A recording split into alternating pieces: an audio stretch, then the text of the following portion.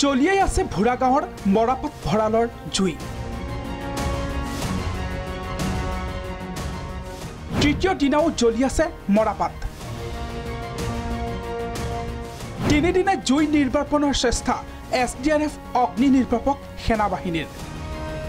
মৰিগাঁৱৰ ভুৰা গাঁৱৰ বানমৰিত অৱস্থিত এইটো ভাৰতীয় মৰাপাট নিগমৰ গুদামত বুধবাৰে সংঘটিত হৈছিল এই ভয়ংকৰ অগ্নিকাণ্ড।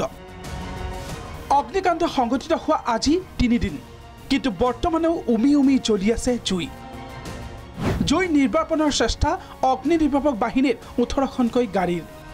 সেনাবাহিনী SDRF বাহিনী সমানেই ব্যস্ত 3 দিন ধৰি। গাঁওবাসীয়ে 3 দিন ধৰি আপ্যায়ন কৰিছে জুই নিৰ্বাপনত জড়িতসকলক। বৰ্তমানো JCI গুদামত প্ৰৱেশ কৰিব পৰা নাই কোনো ব্যক্তি। উল্লেখ্য যে বৰ্তমানলৈকে সঠিক তথ্য ওলোৱা নাই যদিও এই ভয়ংকৰ অগ্নিকাণ্ডত 25ৰ পৰা 30,000 কুইণ্টল মৰাপাট ভস্মীভূত হৈছে। অৰ্থাৎ 20ৰ পৰা 25 কোটি টকাৰ মৰাপাট ভস্মীভূত এই ভয়ংকৰ অগ্নিকাণ্ডত।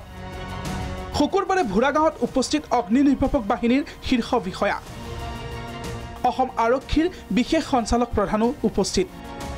3 দিন ধৰি একেৰাহে জুই জ্বলি থকাৰ ফলত যিকোনো মুহূৰ্ততে বাগৰি পৰিব পাৰে গুদামটো। ইতিমধ্যে গুদামটোৰ দেৱালবোৰৰো হৈছে বহু ক্ষতিসাধন। এই গুদামটোত কেনেকৈ অগ্নিসংযোগ হ'ল তাক লৈ সৃষ্টি হৈছে ৰহস্যৰ। এই অগ্নিকাণ্ডত কোনো দুষ্কৃতিকাৰী জড়িত আছে নেকি তাক লৈও ৰাইজৰ চৰ্চা। তদন্ত আৰক্ষীৰ। বাহিৰত থকা যিবিলাকে মানে কেতিয়া বতাহ যদি আহে যে ইয়াৰ বতাহ সিঁচৰিত হৈ মানে ওচৰৰ মানুহ ঘৰলৈ যে পৰি এটা ভয় বচিছে। JCB সোমাবলৈ ভয় কৰিছে, আমাৰ মানুহ সোমাবলৈ ভয় কৰিছে। যিকোনো মুহূৰ্তত গুদামটো বাগৰি যোৱাৰ সম্ভাৱনা আছে। গতিকে তেনেকুৱা এটা ভয়াৱহ বিপদৰ আমি কাৰণ মানুহৰ জীৱনটো পহতাতকৈ মানে আপুনিকে বস্তু। বিধায়ক ৰমাকান্ত দেউৰীয়েও সন্দেহ প্ৰকাশ কৰি তদন্তৰ বাবে চৰকাৰক দাবী কৰাৰ কথা কয়।